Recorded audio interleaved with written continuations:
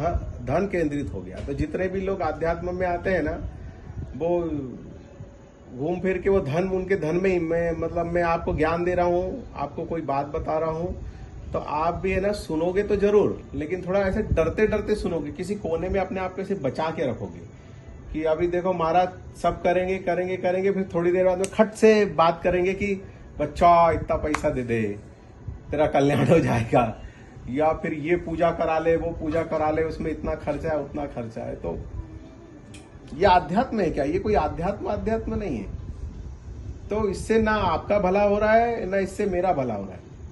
मैं भी नरक जाने वाला हूं और आप भी नरक जाने वाले। तो ये बात समझ में नहीं आती है।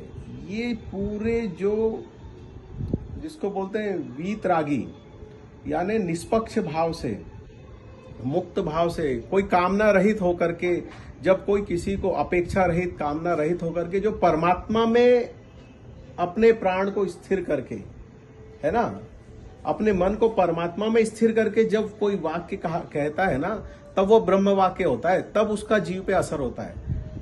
और जब तक उसमें स्थिर नहीं हुआ है, लो नहीं लगी है, और वो कुछ भी बोल रहा है, तो ना तो उस पे आपका कल्याण होने वाला है, ना आप उसको सुनने वाले हो, ना समझने वाले हो, और मैं भी उसका पाप का भागी हो जाऊंगा। मुझे भी उसका दोष लगेगा, क्योंकि ऐसे शास्त्र सम्मत वाक्यों का, शास्त्र सम्मत जो मंत्र है, उसका अपने मुख से उच्चारण करना, अगर वो स्वार्थ भाव से परिपूर्ण है तो उसका दोष ही लगेगा ना। कल्याण कैसे होना? ना आपका होगा ना मेरा कल्याण होगा। जब मैं अपेक्षा रहित होकर के सच में जब अपनी लोगों को परमात्मा में जोड़ दूं ऐसे वहां पर, और फिर कोई शब्द कुछ मुंह से निकल जाए तो ब्रह्म वाक्य, अन्यथा मुझे बोलने की भी क्या जरूरत है? बिना बोले ही सब कुछ होता है। और ये सब व्यर्थ की बातें हैं कि कोई किसी का कल्याण करता है। अरे कोई किसी का कल्याण नहीं करता है ना। ये क्या, अपना कल्याण हो जाए और हम अपन मुक्त हो जाए, यही सबसे बड़ा कल्याण है। बाकी तो वो सब व्यर्थ की बातें हैं, क्योंकि वो आप और हम इसलिए आए कि कलयुग को बदल के सतयुग कर देंगे, है ना।